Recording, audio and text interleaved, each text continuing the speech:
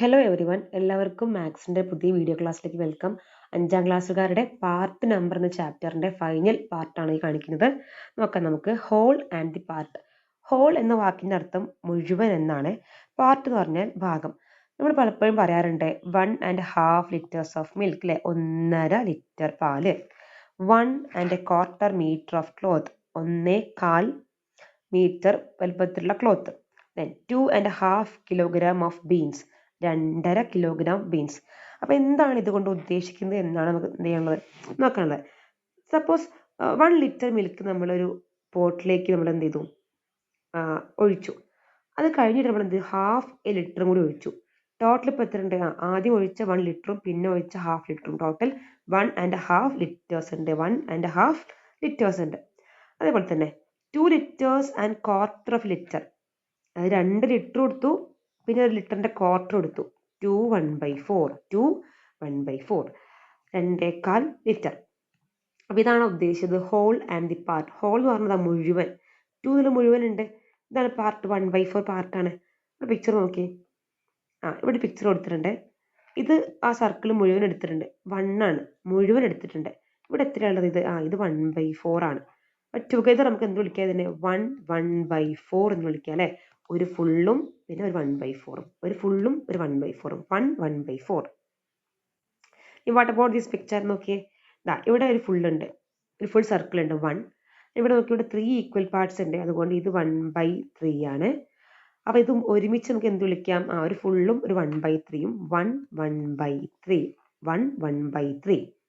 Okay, ഇവിടെ നോക്കിയേ, നേരത്തെ പറഞ്ഞ റിബണിൻ്റെ കേസ് തന്നെയാണ്. നമ്മുടെ കയ്യിൽ ഫുൾ റിബൺ ഉണ്ട്. 1 മീറ്ററിൻ്റെ റിബൺ ഉണ്ട്, കാണുന്നുണ്ടോ? 1 മീറ്റർ റിബൺ. ആ 1 മീറ്റർ റിബണിനെ 2 ഈക്വൽ പാർട്സ് ആക്കി. അപ്പോൾ ഇത് 1/2, ഇതും 1/2. ഓക്കെ, ഇനി ലാസ്റ്റ് പിക്ചർ നോക്കൂ. ഇവിടെ വരെ ഇത്ര വരെ ഒരു ഫുൾ 1 മീറ്റർ ആണ്. പിന്നെ ഒരു 1/2 മീറ്ററും കൂടി ഉണ്ട്. ടോട്ടൽ നമുക്ക് ഇയാൾ എന്ത് വിളിക്കാം? 1/2 മീറ്റർ വിളിക്കാം, 1.5 മീറ്റർ. അപ്പം ഇങ്ങനെ എഴുതിയാൽ 2 1/4, 2.25. 3 3/4 എന്ന് പറഞ്ഞാൽ 3.25, 3 3/4. 2 1/2 പറഞ്ഞാൽ 2.5, 2.5. 1 1/2 പറഞ്ഞാൽ 1 പിന്നെ ഹാഫും, 1.5. പിന്നെ 2 3/4 എന്ന് പറഞ്ഞാൽ 2.25, 2 3/4, 2.25. പിന്നെ അപ്പോൾ ഇതാണ് സംഭവം, അല്ലേ? 2.5, 2.25, 2.25. പിന്നെ 1/3 പറയാം, 1/3, 1/8 ഒക്കെ പറയാം, അല്ലേ? അപ്പോൾ ഒരു ഫുള്ളും പിന്നെ ഒരു പാർട്ടും ചേർന്നാണ് ഹോൾ ആൻഡ് ദി പാർട്ട്.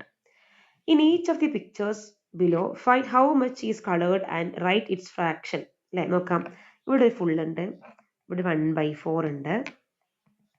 അപ്പോൾ രണ്ടും ചേർത്ത് നമുക്ക് എന്ത് പറയാം? 1/4 എന്ന് പറയാം, 1.25. ഇവിടെ ഒരു ഫുൾ ഉണ്ട്, ഇവിടെ 1/3 ഉണ്ട്. രണ്ടും കൂടി ചേർത്ത് നമുക്ക് എന്ത് പറയാം? 1/3 എന്ന് പറയാം.